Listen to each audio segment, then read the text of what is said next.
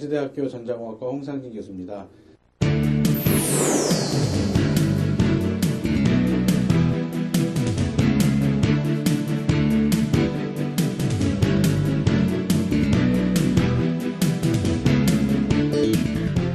자, 지금 오늘은 16번째 강의로 포토리소그래피 두 번째 챕터에 대해서 설명드리도록 하겠습니다.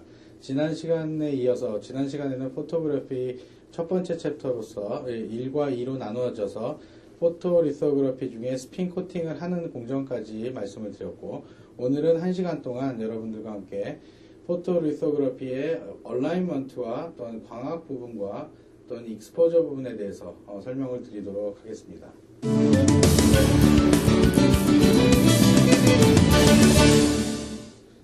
자, 포토리소그래피 두 번째 챕터 시간 진행하도록 하겠습니다. 이번 챕터에서 제가 여러분들께 전달해 드리고자 하는 내용은 다음과 같습니다. The purpose of alignment and exposure. exposure하고 alignment하고 exposure에 대한 목적을 여러분께 좀 설명을 드리고요. Property of light and exposure source. 빛의 어떤 특성, 빛의 성질은 어떤 것인가, 또한 exposure 하는 소스가 얼마나 중요한가, 옵티컬 리소그래피에서 얼마만큼 중요한가에 대해서 여러분께 설명을 드리고요. 세 번째는 state and explain the critical aspect of the optics. 즉, 광학계가 얼마만큼 옵티컬 리소그래피에서 중요한 것인가. 즉, 빛을 모았다가 퍼뜨렸다가 직진성의 빛을 만들었다가 하는 것이 얼마나 중요한 것인가를 설명드리고, 그 다음에 레졸루션이라는 것 또는 CD 또는 크리티컬 파라미터가 어떻게 얘네들이 산출이 되는가. 그래서 아주 너무너무 간단한 기초적인 수식을 가지고 우리가 레졸루션을 증대하기 위해서 여태까지 노력했던 방안들을 또는 설명드렸던 방안들을 수학 공식에 의해서, 하나의 작은 공식에 의해서 설명을 좀 드릴까 하고요. 그 다음에 그 공식에 의해서 앞으로 어떤 식으로 여태까지 기술이 발전해야 하는지도 더불어 설명드릴 수 있을 것 같습니다. 다섯 번째는 얼라인먼트하고 익스포저를 하는데 장비가 변하게 된 그 시대가 있는데 그 장비의 변천에 대해서도 간단하게 좀 설명을 드리고, 마지막으로 이렇게 나와 있는 부분들은 매니팩처링 상태에서 마이크로 리소그래피라든지 어드밴스드 리소그래피가 어떻게 발전되고 있는지에 대해서 여러분께 설명을 좀 드리도록 하겠습니다. 자, 세 가지 기능, 웨이퍼 스태퍼라는 것이 이제 나오는데요. 이제 컨택 얼라이너가 과거에 있었습니다. 1대1에 투영을 하는, 즉, 웨이퍼 위에 마스크를 대고, 마스크의 이미지가 그대로 투영이 되는 1대1의 컨택 얼라이너가 사용이 됐었는데, 점점 생산성과 또한 작은 소자를 만들다 보니까 더 많이 원래 갖고 있었던 마스크에서, 포토 마스크에서 갖고 있었던 이미지보다 더 줄여야 되는 상황이 생겨서 프로젝션 렌즈를 사용해서, 스태퍼를 사용해서, 즉 4분의 1 또는 6분의 1로 축소하는, 그런 이미지를 축소해서 만드는 공정이 있었고, 그 만드는 과정이 바로 스태퍼라고 하는 겁니다. 그래서 스태퍼에서 중요한 세 가지 기능들을 보면 focus and align, 즉 초점을 맞추고 잘 얼라인을 해서, 즉 잘 배치를 해서 레티클이 웨이퍼 표면에 잘 레티클에 있는 이미지가 잘 전달될 수 있도록 하는 기능을 하고요. 스태퍼라는 장비는 또 재생산을 해내죠. 어떤 것을 재생산하냐면 하이 레졸루션 레티클 이미지, 즉 하이 레졸루션 레티클 이미지가 1대1로 한 번에 다 쓰이는 것이 아니라 레티클, 지난번에 말씀드렸던 유리 포토 마스크 안에 작은 네모에 들어있는 레티클의 이미지가 웨이퍼 전체를 다 커버할 수 없기 때문에 반복해서 사진을 하나 찍고 그 옆자리에 하나 찍고 그 옆자리에 하나 찍고, 마치 그림에서 보시면 제 손이 레티클이라고 생각을 하면, 제 주먹이 레티클이라고 보시면 여기에 이미지를 하나 찍고 그 다음 옮겨서 하나 찍고 그 다음 옮겨서 하나 찍어서 반복해서 재생산하는, 이미지를 웨이퍼에 재생산해내는, 그래서 반복적으로 많이 만들어내는 그런 과정, 익스포저를 하면서 만들어내는 그런 과정을 거치는 기능들을 하나 하고요. 그 다음에 세 번째는 adequate quantity of acceptable wafers per unit time. 어떤 주어진 시간 동안에 꽤 빠른 속도로 웨이퍼를 처리할 수 있는 그런 자동화 시스템이 내장되어 있는 장비가 바로 스태퍼라고 하는 것입니다. 자, 스태퍼라는 의미는 어디에서 나왔냐면 한 칸 한 칸씩 스텝으로 이동을 한다는 의미에서 스태퍼라는 이름이 주어졌습니다. 자, 스태퍼라는 것을 보면 스태퍼 안에서 어떻게 레티클의 이미지가 실제 이미지로 투영되는지 그래프로 나타내는 건데요. 위에 있는 UV 소스가 있습니다. 즉 빛이 비추어지고 얼라인먼트 레이저라는 것으로 레이저를 사용해서 레티클을 잘 얼라인을 합니다. 즉 위치를 정확하게 만든 다음에 이 빛은 직진성이 있지만 빛은 또 산란성이 있습니다. 그래서 빛은 여러 곳으로 퍼져가는데 렌즈에 있는 빛을 레티클 형태로 통해서 내려오게 되고요. 그 통한 형태가 바로 컨덴스 렌즈라고 하는, 이쪽에 보면 프로젝션 렌즈라고 되어 있죠. Reduce the size of the reticle field for presentation to the wafer surface. 즉 프로젝션 렌즈라는 것은 위에 그 이미지를 그대로 1대1로 전송하는 것이 아니라, 또는 확대해서 전송하는 것이 아니라 오히려 축소해서 전송을 하게 되는, 이미지를 내려보내는 그런 역할을 합니다. 그래서 이 프로젝션 렌즈를 통해서 위에 있는 이 큰 이미지가 밑에 있는 작은 이미지로 전달이 되게 되는 거죠. 즉 위에서 1마이크론의 크기로 그림을 그렸다면 이 프로젝션 렌즈를 통해서 예를 들어서 4대1로 축소가 됐다면 여기에 있는, 즉 이미지에 있는 그 크기는 1마이크론짜리의 도선의 폭은 0.25 마이크론의 도선의 폭으로 작아질 수 있게 되기 때문에 이 스태퍼를 사용하면서부터 아이라인 스태퍼가 처음에 나왔습니다. 즉 아이라인 스태퍼에서 1마이크론짜리가 0.25 마이크론으로 줄어들 수 있었고요. 이전 시간에 말씀드린 0.365 나노미터, 즉 아이라인을 사용하면서도 0.25 마이크론, 0.18 마이크론 또는 0.13 마이크론까지도 가능하게 됐던 것이 0.3 마이크론을 중심으로 또는 0.4 마이크론을 중심으로 더 작게 만들 수 있었던 것이 바로 스태퍼라는 장비를 사용했기 때문입니다. 자, 스태퍼라는 장비를 사용할 때 한 가지 우리가 고려해야 될 점은 램프는 항상 켜 있습니다. 항상 켜 있는데 옮겨가는 동안도 빛이 전달될 수 있기 때문에 옮겨가는 동안, 즉 한 장의 이미지 사진을 찍고 그 옆에다 또 똑같은 패턴을 내리기 위해서 옮겨가는 동안은 셔터를 막아서 빛이 나오지 않게, 제가 이렇게 손으로 가려서 빛이 나오지 않게 하는 것처럼 이쪽에 셔터를 가려주죠. 그래서 셔터를 열었다가 닫았다가를 반복하면서 빛이 원하는 부분 위치에 왔을 때 셔터를 열어 개방을 해서 빛이 투영이 되고, 빛이 다 투영이 되면 셔터를 닫아주는 그런 역할을 자동적으로 수행할 수 있게끔 만듭니다. 그래서 보통 레티클 하나가 반도체 칩 하나를 담고 있다고 보면 반도체 웨이퍼 사이즈나 레티클의 크기에 따라 다르지만 수백 번 또는 1000번 이상의 그 사진 공정을 이렇게 통해서 그 웨이퍼 전체 300mm 웨이퍼 전체에 투영을 하게 되는 그런 작업을 하게 됩니다. 그래서 셔터가 서로 닫히게 되고, 그 다음에 싱글 필드 익스포저라고 해서 포커스도 하고 얼라인도 하고 익스포즈도 하고 스텝 옆으로 옮기기도 하고 그 과정을 전체를 다 계속해서 반복하는 자동화 과정이 이루어집니다.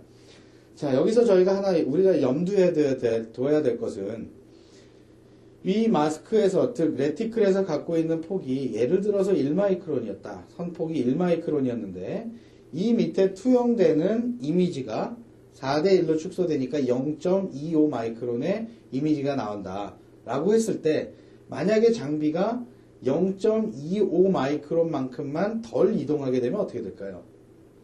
벌써 CD가 매치가 되지 않아서 반도체 소자가 오버레이가 맞지 않게 되겠죠. 즉 얼마만큼의 정확도를 가져야 되는지를 여러분이 상상해 보시면 아주 천천히 움직여서 그 정확도를 확보한다는 것은 이해가 될 수 있습니다. 그러나 아주 고속으로 움직이면서 그 정확도를 확보한다는 것은 굉장히 쉬운 일이 아니죠. 그래서 수율적인 면에서, 생산성적인 면에서 빨리빨리 움직여주고 정확하게 움직여줘야 되는 것이 관건이기 때문에 스태퍼가 사실은 굉장히 고급 초정밀 제어 기술이 사용되는 것이고, 과거의 스태퍼는 일본 회사, 니콘이나, 나이콘이나, 그런 뭐, 소니나 이런 회사에서, 주로 이제 나이콘 것들이 제품이 많이 있는데, 니콘 제품이 많이 있는데, 그런 광학 카메라를 만들었던 회사에서 정밀한 스테이지를 만들고, 그 정밀한 스테이지에서 광학계를 설계하는 기술들로 많이 적용되어 있었던 제품이 많이 있었습니다. 물론 지금 현재는 아이라인 스태퍼를 사용하는 시기가 아니기 때문에 과거로 이미 접어들은 얘기가 됐지만, 이 생산성과 대량 생산이 이루어지면서 또한 반도체 소자를 작게 만드는 그 핵심 기술 중에 하나가 이 포토리서그래피라는 것이었고, 그 포토리서그래피 공정 중에 이 아이라인 스태퍼라는 것이 어떤 역할을 했는지를 상상해 보시면 아마 반도체 산업에서 굉장히 큰 공을 세운 그런 그 공정 또는 장비가 되지 않았나 하는 생각을 한번 해봅니다. 자, 그래서 지금 예전에 제가 그 프로세스 인테그레이션 하면서 여러분께 나중에 이것을 다시 한번 설명드리겠습니다 라고 했던 얘기가 지금 나왔습니다. 바로 지금 하나씩 검게 나와 있는 그 부분이 레티클이라고 하는 겁니다. 이 레티클, 8개의 레티클이 하나의 글래스에 담아져서 그걸 우리가 포토 마스크라고 하고요. 이 레티클에는 각자의 고유한 CAD 번호가 있습니다. 즉, 위치에 대한 CAD 정보가 있고요. 그래서 아이라인 스태퍼에서 내가 이번에는 이제 레서피를 짤 때 이번에는 어떤 로케이션에, 즉 XY 좌표가 어디서 시작하고 XY 좌표가 어디서 끝나는, 즉 왼쪽의 코너와 오른쪽의 코너에 좌표점을 입력을 해줘서 그 코너에 해당되는 레티클을 사용하겠다라고 입력을 해주면 셔터가 자동적으로 그 사이즈로 조절이 됩니다. 즉 셔터는 XY 방향으로 움직여서 이게 한쪽으로는 이렇게 커지기도 하고 이렇게 작아지기도 하는, 그래서 레티클의 사이즈가 이만할 경우에 이렇게 조절을 하고 작을 경우엔 더 작게, 클 경우엔 더 크게, 즉 마치 카메라 렌즈의 조리개를 줌 렌즈의 어떤 그 조리개 줌 카메라 그 위치를 바꾸는 거와 마찬가지로, 또는 조리개를 열었다 닫았다 하는 것과 굉장히 유사하게 그 셔터를 조절할 수 있게끔 되어 있습니다. 그리고 그때 이 회로도가 바로, 이 설계도가 바로 여러분이 지금 보시고 있는 이 까만 그림인데, 기존에 지난번 인테그레이션 할 때 이 그림을 보셨을 거예요. 3가지 그림을 보여드리면서 스키매틱과 레이아웃과 크로스 섹셔널 뷰를 동일한 CMOS 인버터를 보여드리면서 여러분께 설명을 드렸는데, 혹시 그때 기억을 하신다면 바로 이게 CMOS 인버터가 되지 않을까 생각을 합니다. 이 부분이 하나가 CMOS가 되고 이 부분이 하나가 CMOS가 돼서 CMOS가 2개가 들어가 있는, 지난번에 보여드렸던 그림은 예를 들어서 위쪽만 있었던 그런 그림이었겠죠. 자, 지금 다시 돌이켜서 한번 생각해 보시면 가운데 연결되어 있는 부분이 분명히 게이트가 되겠죠. 게이트가 연결이 돼서 하나의 게이트에 라인이 있고, 게이트가 서로 연결이 돼서 라인이 있고, 하나는 NMOS고 하나는 PMOS가 되겠죠. 그렇죠? 그 다음에 드레인과 드레인이 서로 연결되어 있고, 여기 드레인과 드레인이 서로 연결되어 있는 모습을 보실 수가 있습니다. 왼쪽 오른쪽에 가끔 메탈 라인이 지나가고 있는데, 그것들은 바로 그 소스하고 드레인에 전압을 인가해 주거나 그라운드로 만들 수 있는 VDD나 V그라운드 정도가 될 수 있을 것 같습니다. 그래서 이 가운데 면을 이렇게 절단을 해보면, 이 면으로 절단을 해보면 바로 크로스 섹셔널 뷰가 나오고, 여기에 하나의 소자가 있고 여기에 하나의 소자가 있고 서로 게이트가 연결되어 있는 모습을 볼 수가 있을 겁니다. 바로 이런 그 모양을 3차원 구조를 만들어내기 위해서 바로 이런 포토리서그래피에서 설계도, 즉 회로도를 가지고 3차원 패턴을 만들어내는 것입니다. 자, 첫 번째 그림부터 여러분께 살펴보시면, 제일 처음에 우리가 웰도 만들고 뭐도 만들었지만 처음에 만들 때 도핑을 다 하고 나서 처음에 패터닝 공정이 있었던 것이 바로 STI 포메이션이라고 하는 STI 트렌치 애칭이었습니다. 즉 쉘로우 트렌치 아이솔레이션을 하기 위해서 엣지를 만들었고, 그 구멍을 만들었고, 이렇게 거기에 HDPCB로 개필을 했던 것을 기억하실 수 있을 겁니다. 그랬을 때 구멍을 이렇게 파기 위해서 파야 되는 구멍을 포토리서그래피에서 패턴 정의를 해줘야 되는데, 파야 되는 구멍을 바로 이렇게 만들어 주었다는 거죠. 즉 이 바깥에 있는 부분은 전기적으로 절연이 된 상태, 즉 요 안에 까만 상태는 소자가 올라가야 되는 상태. 그래서 구멍을 열어줘야 되는, 즉 오프닝을 만들어줘야 되는 부분이 이 바깥에 있는 부분과 소자가 들어가는 경계 부분에 대한 부분이죠. 그래서 파지티브 리지스트를 사용해서 빛을 녹아간다면 밑에 어떤 하부에 어떤 영향이 생길까요? 자, 생각해 보시면 실리콘이 있고 그 위에 포토리지스트가 발라 있습니다. 도포가 되어 있고요. 1번의 마스크를 사용해서 빛을 녹광을 하면 웨이퍼에 어떤 모양이 생길까요? 실리콘이 있고 포토리지스트가 있는데 그 포토리지스트에는 요 모양 그대로가 만들어지겠죠. 그래서 실리콘 에칭을 합니다. 즉 실리콘 에칭을 이렇게 열려있는 상태에서 플라즈마로 실리콘 에칭을 하면 결국은 요런 모양대로 실리콘이 깎아지게 되겠죠. 그게 바로 에칭이라고 하는 건데, 에칭은 바로 포토리소그래피 다음 챕터에 나오니까 여러분이 일단 에칭은 깎아낸다라고만 생각해 주셨으면 좋겠습니다. 자, 그래서 이렇게 열어놓은 상태에서 에칭을 하고 나면 분명히 이쪽 부분에 있는 요만큼 하얀 부분, 가운데 있는 하얀 부분, 오른쪽에 있는 하얀 부분처럼 아이솔레이션 시킬 수 있는 STI가 형성이 되겠죠. 그 다음에는 HDP CVD로 채우는데 마스크가 필요 없죠. 왜 필요 없냐면 HDP CVD로는 전체 다 채울 것이기 때문에 마스크가 필요 없습니다. 물론 선택적으로 채워 넣겠다고 하면 마스크가 필요하지만 그 다음에 설계도가 필요 없이 전체 HDP CVD로 실리콘 옥사이드를 다 덮어주는 과정이 필요합니다. 그래서 다 덮어준 다음에 그 다음에 아이온 임플란테이션 공정으로 들어갈 거예요. 즉 쉘로우 트렌치 아이솔레이션을 만들고 NL과 PL이 들어가야 되는 영역을 정의를 해놓기 위해서 바로 PL과 NL에 대한 마스크가 필요합니다. 즉 그 위에 잘 얼라인, 즉 배치를 잘해서 아까 들어갔던 영역에 그 안쪽 영역에 정확하게 위치하게 요 하얀 네모를 사각형을 위치시켜 놓으면 위치시켜 놓게 되면 바로 요 안에 있는 요 작은 네모를 그리게 됩니다. 그래서 그 부분만 우리가 임플란트를 하고 싶어서, 즉 그 부분만 우리가 임플란테이션을 해서 실리콘 자체의 어떤 정기적인 전도도를 개선하고 외를 만들기 위해서 이쪽만 열어둡니다. 즉 열어둔 이유는 그곳에만 P타입의 도펀트가 들어가고 나머지는 들어가지 않도록, 즉 밑에 포토리지스트 밑에 실리콘 옥사이드를 깔아놓고 만들 수도 있고 포토리지스트 자체로 임플란트를 하기 위한 마스크로 사용될 수 있기 때문에 이렇게 해서 패터닝을 만들어 놓으면 열리는 부분은 이 바깥 부분과 이 안쪽 부분이죠. 바깥 부분이라는 것은 이 맨 바깥 부분인데 이 바깥 부분은 이 안쪽에 왼쪽에 있는 STI의 바깥 부분하고 동일하죠. 실리콘 옥사이드, 즉 STI를 만들어서 실리콘 옥사이드를 채워 넣은 부분에 도핑을 한다는 얘기는 바로 다이렉트릭의 성분을 바꿔주겠다는 얘기죠. 즉 다이렉트릭의 프로퍼티를 좀 바꿔줘서 절연성을 더 높여주겠다는 그런 의미로 이 바깥쪽에 열어있는 설계도가 여러분이 보실 수 있는 겁니다. 이 안쪽에 있는 웰이라는 것은 고기 부분만, 열려져 있는 부분만 이온이 주입될 수 있도록 열어놓은 것이고요. 자, 이 공정이 두 번째 공정이 끝나면 요 왼쪽에 있는 요 하얀 요런 영역이 생성이 될 겁니다.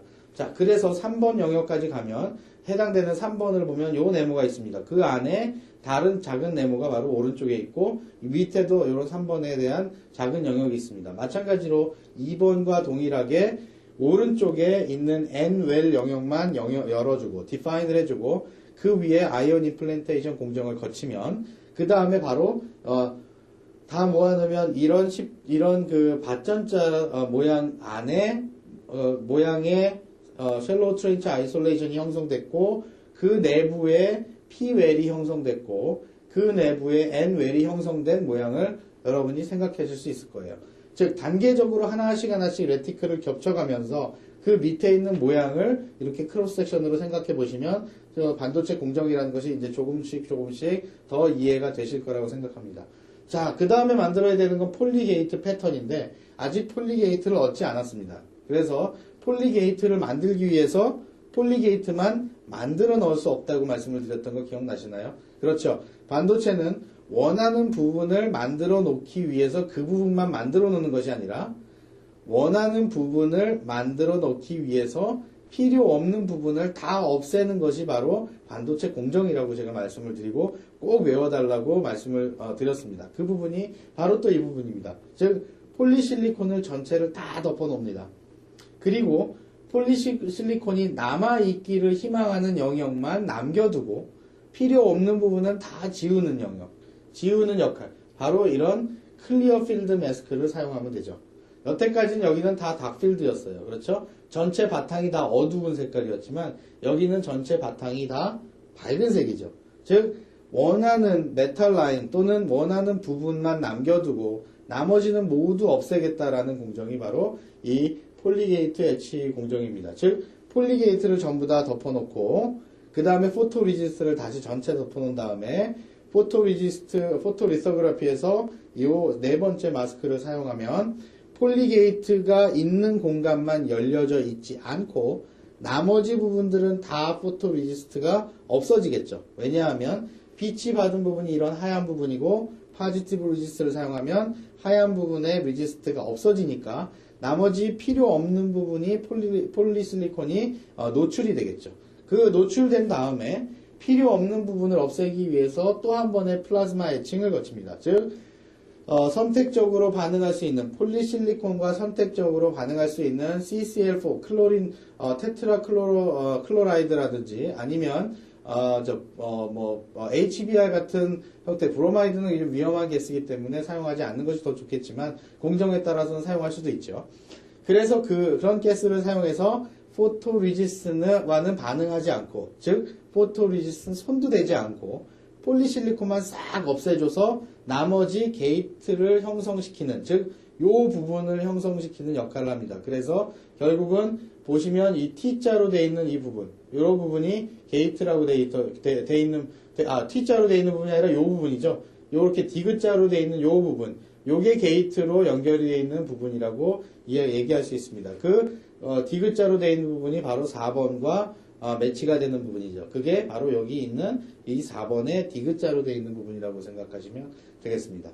자, 일단 게이트를 이렇게 만들어 놨으면 그 다음에 소스하고 드레인에 웰 만들어 놓은 거 안에 소스하고 드레인에 N 플러스나 P 플러스로 도핑을 해야 되죠. 즉 왼쪽에는 P 웰을 만들었기 때문에 그 P 웰 안에 N 타입의 소스하고 드레인을 넣어줘야 바로 PN 정전이 형성이 되는 것이고, N 웰이 만들어져 있는 오른쪽 영역에는 P 타입으로 주입을 해야 소스하고 드레인이 P 타입으로 만들어서 P 모스가 형성이 되는 거죠. 즉 이렇게 짝이 되면 되는 거죠. 2번하고 5번하고 짝이 되고 3번하고 6번이 짝이 돼서 다시 2번하고 5번하고 짝이 된다는 얘기는 요 바깥에 2번이 이 바깥의 것이고 5번이 요 안쪽의 것이니까, 즉 소스하고 드레인을 정의해 놓는 것이 바로 5번과 6번의 그 포토 마스크입니다. 즉 5번의 포토 마스크를 사용해서 원하는 부분, 즉 엔모스가 생기고자 하는 엔모스를 만들어 가고자 하는 영역에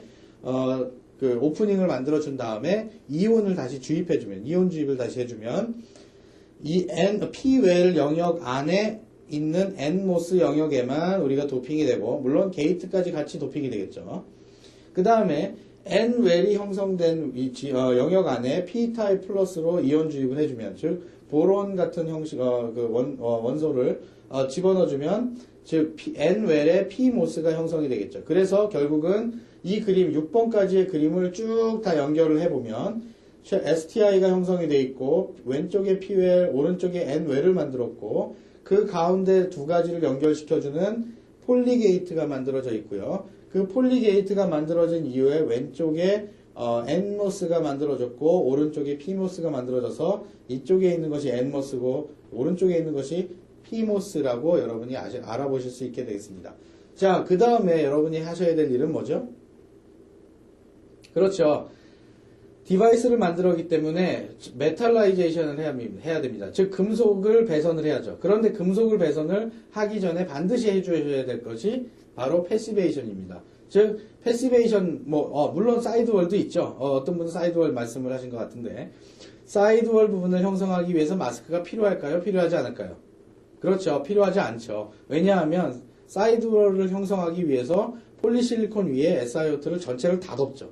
그 다음에 이어졌던 과정은 뭐죠? 전체적으로 엣치를 다시 한번 하면 위에서 아래로 방향성 있게 엣치가 되고 옆에 있는 부분은 잘 엣치가 되지 않기 때문에, 즉 어나이소트로피 엣치라고 하는데, 그 어나이소트로피하는 엣치 성분 때문에 게이트 옆에 사이드월이 나머지고, 물론 임플란트 하는 과정이 몇 번 생략이 되긴 했습니다. 그러나 디바이스가 다 만들어진 상태에서 맨 위에 소스하고 드레인하고 게이트가 서로 접촉되지 않도록 패시베이션, 즉 인슐레이션을 해야 되는, 즉 IL, 즉 인터레이어 옥사이드를 깔아주어야 한다는 것 좀 여러분 생각하시고요. 이 인터레이어 옥사이드, 즉 로컬 옥사이드를 패시베이션 용도로 깔아주기 위해서는 포토 마스크가 필요하지 않죠. 이유는 데포지션이잖아요. 즉 전체를 다 덮어주게 되면 서로 절연이 되니까, 서로 절연이 될 수 있게 전체를 다 덮어주니까 포토 마스크가 필요하지 않습니다. 그러나 전체를 다 덮어줘서 절연을 한 상태에서, 절연을 한 이후에서 배선 공정을 하기 위해서 뭐가 필요했죠? 플러그가 필요했죠. 즉 컨택이 필요했죠. 컨택 부분을 구멍을 쭉 파서 엣치하는 공정이 메탈라이제이션 챕터에 있었습니다. 그렇죠? 잘 생각해 보시면 있었을 것이고요. 기억이 혹시 나지 않으시는 분들은 그때마다 뒤에 앞에서 공부하신 내용들을 참조하셨으면 좋겠습니다. 그래서 그 부분에 컨택을 형성시키기 위한 컨택 홀드를 엣치해야 됩니다. 지금 그림에서 보시는, 맨 아래 탑뷰에서 보시는 까맣게 된 영역들이 바로 이 안에 있는, 닥필드 안에 있는 하얗게 된 점과 유사하죠.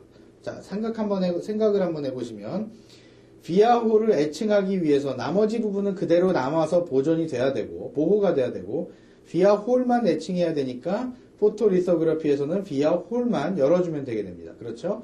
그래서 바로 이 나머지는 보호가 되고 비아홀만 열기 위해서 닥필드 마스크가 사용됐죠. 그렇죠?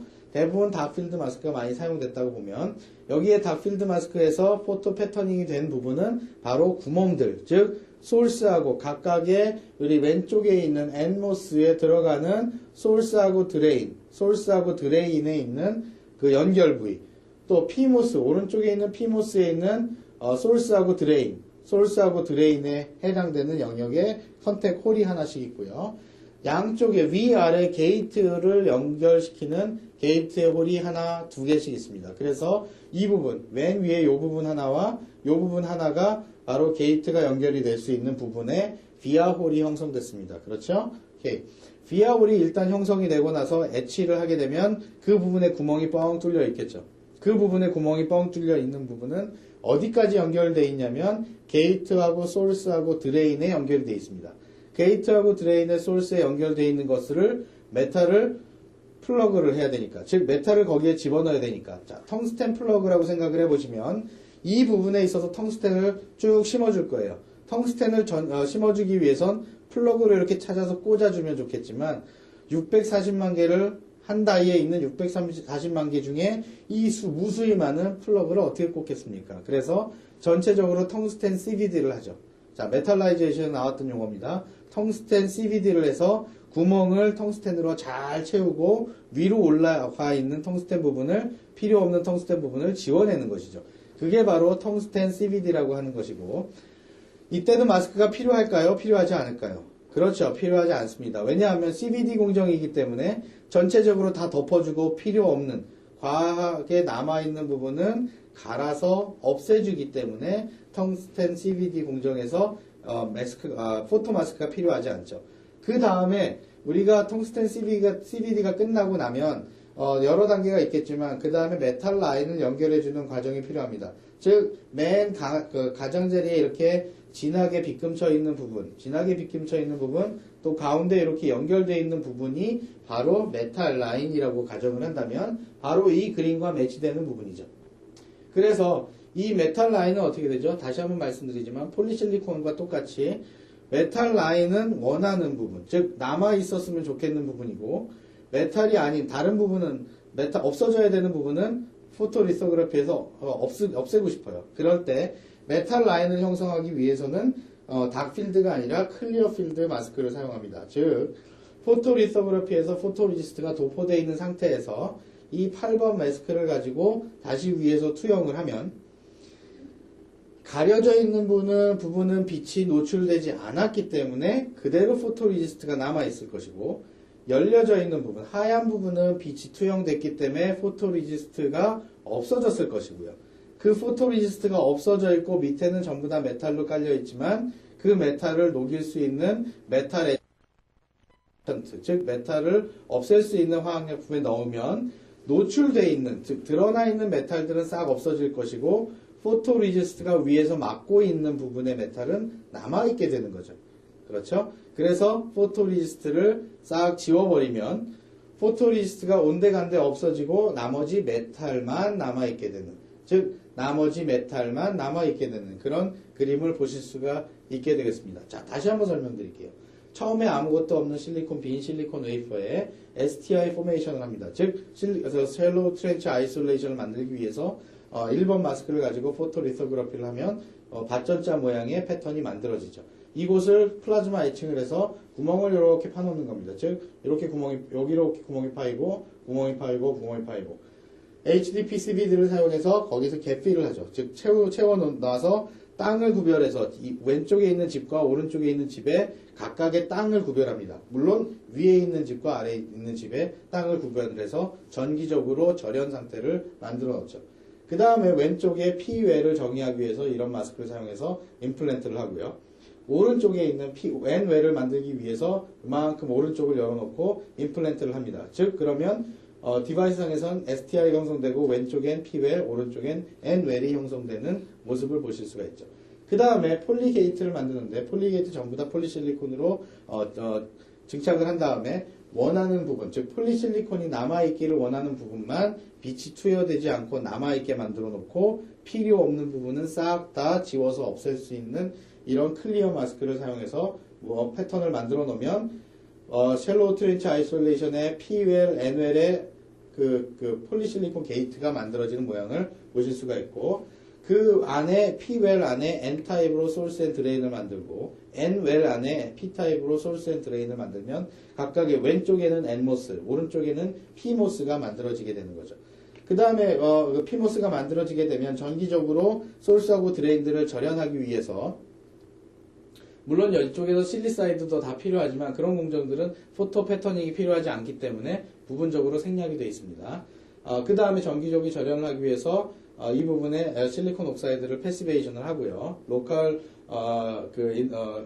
ILD, 즉 인터레이어 다이렉트릭의 로컬 옥사이드를 만들어 놓고 이 닥필드 마스크를 사용해서 구멍을 파는, 즉 VR을 형성하는, 컨택을 형성하는 컨택 홀을 만들고 컨택 홀을 다음에 텅스텐 CV드에서 텅스텐 플러그를 끼워 넣은 다음에 CMP를 해내고 마지막으로 메탈, 즉 회로가 연결될 수 있게끔 이렇게 메탈 라인을 꾸며 놓으면 반도체 소자가 형성이 된다고 말씀드릴 수 있습니다. 자, 빛에 대해서 좀 설명을 드릴게요. 빛에 대해서 설명을 드리는데 빛은 분명히 파동을 갖고 있는, 파장을 갖고 있는 어떤 특별한 성질을 가지고 있습니다. 즉 일렉트로매그네틱 웨이브, 즉 이맥의 전기자기학에서 다루는 그런 파장하고 똑같은 빛 성질을 가지고 있고요. 빛은 단지 빛이라고 우리가 얘기하는 것들은 눈에 보이기 때문에 우리가 빛이라고 합니다. 물론 눈에 보이지 않는 것을 빛이라고 얘기하진 않지만 눈에 보이지 않아도 동일한 성격의 성질의 다른 파장을 갖고 있는 파들이 많이 있습니다. 빛이라는 것은 물론 다른 파도 마찬가지지만 서로 간섭을 합니다. 그래서 예전에 초등학교나 중학교 때 배우셨던 것을 생각해 보시면 상세 간섭과 보강 간섭이라는 것이 있습니다. 즉, 그 간섭을 하는 것들을 나타내고 또 스펙트럼을 통해서 빛을 이렇게 나누어서 볼 수 있는, 즉 여러분이 프리즘을 통해서 빛을 나누어 보면 빨주노초 파남보로 빛의 색깔이 나눠 보이는, 그리고 프리즘을 통해서 다시 내보내면 그 빨주노초 파남보의 색깔이 흰색으로 다시 만나는 그런 색깔을 보실 수 있듯이 스펙트럼의 어떤 형태로 나타납니다. 즉 빛이라는 것은 이렇게 움직이는데요. 한번 움직여서 자기 위치로 돌아오는 것을 한 파장이라고 얘기합니다. 즉 우리가 얘기하는 빛의 파장 365나노미터다. 그 다음에 193나노미터다 라고 하는 것들이 바로 이 파장입니다. 즉, 한 번 움직이는 사이클이 365나노미터냐, 193나노미터냐에 따라서 그 포토리소그래피의 광원이 결정되기도 하고요. 이런 공식을 흔히 사용합니다. 파장은 얼마만큼 진동하느냐를 의미하기도 하고요. 그래서 실제 그 두 가지의 빛이 만나게 되면 어떤 경우에는 그 상쇄 간섭이 일어나서 빛이 없어지기도 하고 어떤 경우에는 보강 간섭이 일어나서 빛이 2배가 되기도 합니다. 빛의 양이. 즉 이렇게 웨이브가 서로 파장이 같은 위상이 같은 파장이라면 이 두 가지의 파장이 만나서 강한 빛을 만들어내고 강한 세기의 빛을 만들어내고 물론 파장은 어떻습니까? 동일하죠. 빛의 세기, 크기가 한 칸짜리 또는 한 칸짜리와 반 칸짜리가 만나서 한 칸 반짜리 정도의 빛이 만들어지기도 하고요.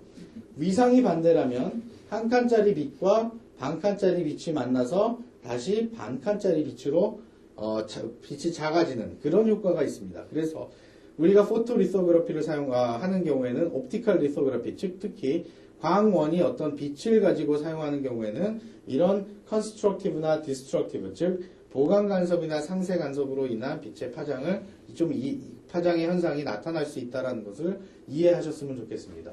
또 한 가지 빛의 특성 중에 하나가 빛은 산란을 합니다. 그리고 빛은 직진을 합니다. 그래서 빛이 직진을 하면서 직진으로 나아가다가 다른 매질, 즉 다른 물질을 만나면 빛이 반사되거나 굴절되죠. 그래서 초등학교 때 저희가 그런 실험했었죠. 유리컵에다 젓가락을 꽂아 넣으면 젓가락이 휜 것처럼 보인다. 사실 젓가락이 휘진 않았죠. 그때 저희가 배웠던 것이 빛의 굴절이라는 것을 아마 배우셨을 겁니다. 즉 빛은 우리가 보는 빛은 굴절됩니다. 그래서 공기 중에서 보는 빛과 수 중에서 보는 빛이 다르고 안경을 사용하는 이유도 하나의 렌즈라고 하지만 빛의 굴절을 조절해서 눈에 들어오는 빛이 초점이 잘 맺히도록 사용하는 것이 안경이고 여러분 카메라에서 사용하는 렌즈라는 것이 빛을 모아서 하나의 그 조리개를 통해서 들어오게끔 만들고 그 조리개를 통한 빛이 필름에 또는 CCD 카메라에 영상이 맺히게끔 하게 되는 것이 바로 광학기구, 광학계입니다. 그런 광학기구에서 빛의 특성을 보면 어떤 이런 매질이 있다고 봅시다. 그래서 들어오는 입사되는 빛과 통과돼서 나가는 빛의 각도는 사실 같습니다. 왜냐하면 그렇게 되어 있기 때문에 이거의 각도와 이거의 각도는 같지만 이것의 연장선상에 있지 않게 된다는 거죠. 이유는 다른 어떤 빛을 통과할 수 있는 매질이 있기 때문에 계속 빛이 굴절된다는 그런 의미로 받아들이시면 되고요. 그러면 모든 물질이 빛을 다 굴절시키느냐? 예, 거의 그렇습니다. 그러나 일부 반사도 시킵니다. 그래서 빛이 들어오면 어떤 표면에 들어오면 빛이 반사가 되죠. 특별히 이러한 경우에 첫 번째 코팅이 되어 있는 부분에는 리플렉팅, 반사가 되지 않는 코팅을 했기 때문에 빛에 반사되는 것은 없다고 가정하지만 두 번째 코팅된 영역에서 빛이 들어왔다가 매질을 통과해서 반사되는 것과 투과되는 빛으로 나눠지게 되고요. 이 두 빛을 즉 합하면 원래 들어온 빛이 되지만 즉 통과되는 빛의 양은 작아지게 되고 또 통과되면서 다른 물질을 만나게 되면 일부 반사가 되고 일부 투과가 되고 반사가 되고 투과가 되고 반사가 돼서 투영돼서 나오는 빛은 원래 빛보다 훨씬 작은 빛이 나오게 된다는 거죠. 그래서 광학계, 즉 여러 렌즈를 거치게 되면 빛이 세기가 렌즈의 어떤 갖고 있는 특성 때문에 또는 빛의 특성 때문에 빛이 점점 약해질 수 있다는 점도 여러분이 한번 생각해 보셨으면 좋겠습니다. 즉 빛은 어떤 특성이 있느냐? 서로 간섭을 하고 그 다음에 반사도 하고 투과도 합니다. 자, 이것을 왜 말씀드렸냐면 밑에 있는 서브스트레이트이 실리콘이라고 얘기를 합시다. 그리고 그 위에 실리콘 옥사이드가 있었다고 얘기를 하고 그 위에 포토리지스트가 있었다고 얘기를 하면 정말 우리가 이렇게 투여하는 빛이 웨이퍼까지 전달될 때, 이 밑에 레이어까지 전달될 때 포토리지스트를 통과하기 때문에 원래 집어넣은 빛이 그대로 나갔을까요? 아니면 굴절돼서 나갔을까요? 반드시 그렇지는 않다는 얘기죠. 즉 빛이 투영되면 포토리지스트를 통과할 때 한번 굴절을 하고 또 옥사이드에서 나오는 그 부분에 투과를 하고 실리콘에 닿는 부분이 투과를 해서 반사를 하겠죠. 즉 반사된 빛이 또 나오면서 그 실리콘 옥사이드 부분에 또 반사가 될 것이고 일부분 반사가 되고 일부는 튀어나오고 또 그 포토리지스트 부분에서 일부는 반사가 되고 일부는 투영이 나와서 즉 들어오는 빛과 나가는 빛이 서로 뒤엉키게 되는 그런 현상이 나타날 수 있습니다. 그렇죠? 그래서 빛이 뒤엉키게 되면 아주 작은 양의 빛이지만 어떤 부분은 상쇄 간섭이 일어나고 어떤 부분은 보강 간섭이 일어나서 즉 어떤 부분은 빛이 안 들어온 것 같은 효과, 어떤 부분은 빛이 들어온 것과 같은 효과가 났기 때문에 패턴이 정확하게 그 사이즈가 나오지 않고 조금씩 변할 수 있는 여지가 있다는 것이 바로 옵티컬 리소그래피의 어떤 차이점입니다. 이 스펙트럼 지난번에 잠깐 보여드렸지만 저희가 가시광선대와 비가시광선대가 있지만 반도체에서 사용하는 부분이 비주얼 스펙트럼이라기보다는 이 미드 UV나 즉 바이올렛 UV대 영역인데 미드 UV나 딥 UV 정도를 지금 사용하고 있습니다. 즉 365나노대가 I라인이고 248나노가 지금 KRF고 현재 193나노 ARF가 라인에서 반도체 라인에서 일부 사용이 되고 있습니다. 자, 그러면 조금 더 이 빛에 대해서 조금 더 알아보도록 하겠습니다. 과거에는 머큐리 아크 램프를 사용해서 365나노 빛을 만들어냈지만 더 이상 작은 그 빛을 만들어낼 수 없기 때문에 이제는 레이저를 사용해서 248나노미터의 빛이나 아니면 193나노미터의 KRF, ARF 리소그래피를 사용하고 있습니다.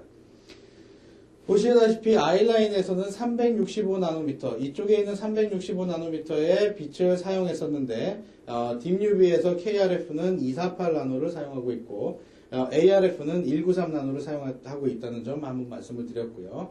그래서 여러분들이 한번 주목해 보시고 이 숫자는 여러분 마음속에 잘 기억해 놓으셔도 괜찮을 겁니다. 어디 가서서 무슨 얘기가 나왔을 때 여러분이 혹시 기억하고 계실 수 있다면 1360460과 365-248-193 정도는 기억하시면 좋을 것 같아요. 365 I라인이기 때문에 0.35 정도까지의 레졸루션을 만들어낼 수 있다. 물론 스테퍼를 사용하면 4분의 1 스테퍼를 사용해서 이거의 4분의 1까지 만들어낼 수 있기 때문에 잘하면 90나노까지도 만들 수 있다. 그러나 그 밑에는 불가능하다. 물리적으로 불가능한 거죠. 그래서 248나노에서 딥UV라고 하는 KRF를 사용해서 0.25 마이크론짜리 패턴을 만들기 시작했고 이것이 지금 서브 마이크론 즉 그러니까 나노급의 반도체를 만드는 데 사용되고 있습니다. 즉 0.25 마이크론부터 0.18, 0.13 또는 90나노급 반도체를 만드는 데 KRF가 사용되고 있고요. 앞으로 지금 현재는 60나노급, 65나노급과 그 다음에 52나노급, 52나노급, 앞으로 32나노급 반도체를 만들 때 KRF로 사용할 수 없기 때문에 이것보다 더 낮은 193나노미터의 ARF 반도체 광원을 사용한다는 것 여러분 한번 기억해 주시면 좋겠습니다. 즉 KRF가 0.25 마이크론까지 가능하다. ARF는 0.18 마이크론 이하까지 가능하다. 즉 193나노였기 때문에 그 밑에 만약에 0.18 밑으로 즉 4분의 1을 축소하지 않은 상태입니다. 4분의 1을 축소되면 0.4 즉 50나노까지는 가능하지만 그 밑에로 가능하려면 이제 다른 어떤 방법이 필요하다. 즉 그 KRF나 ARF가 아닌 다른 형태의 어떤 그 에너지 소스가 필요하다. 라이 소스가 필요하다고 여겨지고 있고 아직까지는 전 세계 반도체가 옵티컬 리소그래피로 가고 있지만 앞으로는 어떻게 될지는 아무도 장담하지 못하는 상황입니다. 그것이 옵티컬 리소그래피에서 계속 연장이 될지 아니면 이빔 리소그래피 같은 딥 UV, DUV 리소그래피가 이루어질지는 아직도 여러 가지 형태로 연구와 개발을 거듭하고 있는 상황입니다. 대략적인 장비에 대한 가격을 잠깐 말씀드리면 이건 뭐 정확한 가격은 아니고요. 대략 얼추 그 KRF라는 장비가 대략 한 대에 300억 정도 한다고 합니다. 그냥 러프하게. 물론 거기서 뭐 플러스 마이너스 뭐 1, 20억, 50억 정도는 왔다 갔다 해도 굉장히 그 배포가 있는 사람이죠. 50억 정도 왔다 갔다 하더라도 장비 한 대에 300억 정도의 값어치를 하는 게 바로 KRF 리소그래피 장비고요. 한 500억 정도 한다는 장비가 바로 ARF 장비입니다. 지금 대한민국에도 ARF 장비가 있고요. 이 ARF 장비를 이용해서 리소그래피를 현재 잘 진행하고 있습니다. 그래서 현재 50나노급 반도체가 양산되고 있고 그 밑에 32나노급 반도체를 개발하기 위한 여러 가지 노력들을 하고 있는 것으로 알려지고 있습니다. 자, 나머지 옵틱 부분들은 제가 그렇게 많이 설명드리지 않아도 여러분들이 혼자 이렇게 책을 보시면 이해가 되실 부분들이라 생각이 들고요. 이거는 아마 초등학교나 이럴 때 배우셨던 내용들인데 다시 한번 보시면 정확한 건 모르겠지만 빛은 굴절한다라는 것을 이해하실 거고, 마지막으로 제가 하나 보여드리고 싶은 그 사진이 있습니다. 즉, 옵티컬 리소그라피에서 300억, 500억씩 하는 장비 안에는 어떻게 생겨 있길래 도대체 300억, 500억씩 장비 가격이 나갈 것인가? 바로 레이저를 쏠 수 있는 빛의 광원이 바로 이 부분에 있습니다. 그리고 빛이 항상 산란하고 퍼지기 때문에 빛이 어느 부분인가로 모여져 가라고 빛을 모아줍니다. 즉, 렌즈, 수많은 렌즈들이 들어가 있어요. 즉, 여러분들 혹시 카메라 좋아하시는 분들 줌 렌즈 하나 사는데 100만원, 200만원, 와, 되게 비싸다고 말씀하시지만 이 안쪽에 들어가 있는 렌즈는 정말로 정밀하게 깎아져 있는 유리로 가공되어 있는 렌즈. 즉, 색수차가 하나도 거의 존재하지 않아서, 왜곡이 없는 그런 렌즈고, 렌즈 자체의 크기도 굉장히 큽니다. 그래서 굉장히 큰 렌즈를 정밀하게 가공하는데 엄청나게 많은 비용이 들어가고, 그 빛을 굴절시켜서 원하는 방향으로 틀어서 맞춰서 이쪽에 레티클이라는 부분에 투영이 되고 안에 XY 프로젝션 렌즈를 통해서 또 빛이 모아지고 그 XYZ 스테이지가 어느 정도까지 정밀하게 0.13 아니요 90나노 아니요 50나노, 즉 여러분의 머리카락의 지름이 50 마이크론이라고 말씀드렸죠. 제가 말씀드리는 50나노라는 숫자는 여러분의 머리카락 지름의 1000분의 1 정도의 정확도를 가지고 있는 장비이기 때문에 그만큼 고가의 장비로 구성이 된다라는 점을 예를 들어 아마 말씀드리고 이것으로써 이번 강의를 마치도록 하겠습니다. 감사합니다.